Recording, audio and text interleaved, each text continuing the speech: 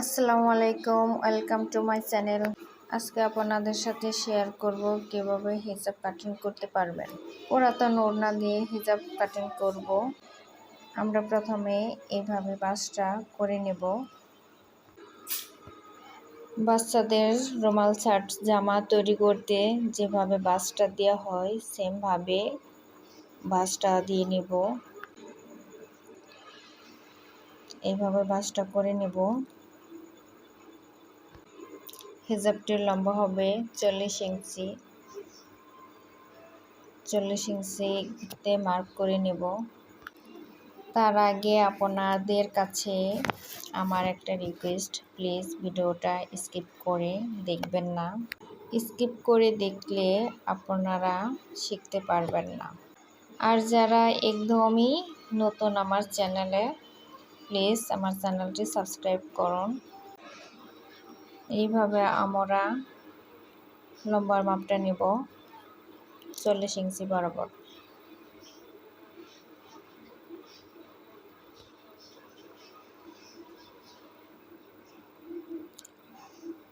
কোনায় থেকে ধরে এইভাবে 40 ইঞ্চি বরাবর মার্ক করে নেব।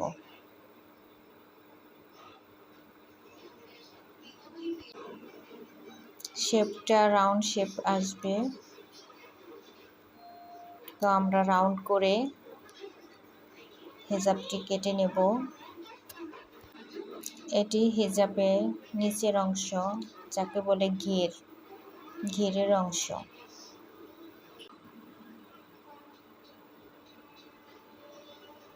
এইভাবে মার্ক করে নেব।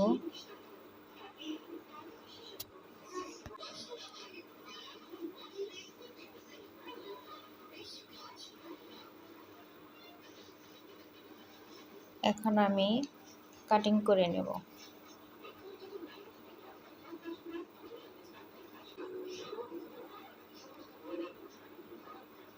এখন এইখানে 5 ইঞ্চি বরাবর মার্ক করে এইভাবে রাউন্ড করে কেটে নেব।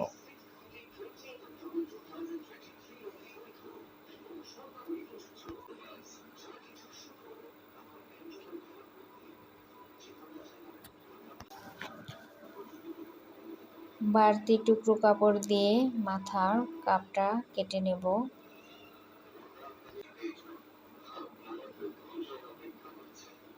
এভাবে দু ভাঁজ দিয়ে নেব।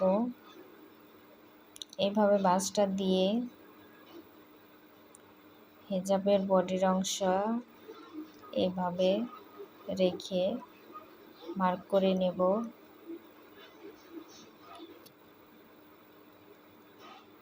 তারপর আমি কাটিং করে নেব।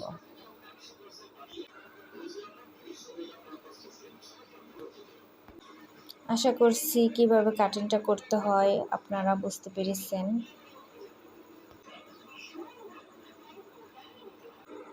আজকের ভিডিওতে আমি সেলাই করা দেখাচ্ছি না।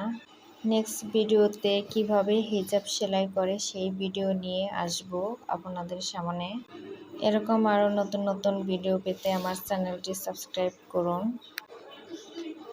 সবাই সুস্থ ও ভালো থাকবেন। হিজাবের মাথার কাপ এইভাবে সেটিং দিবেন।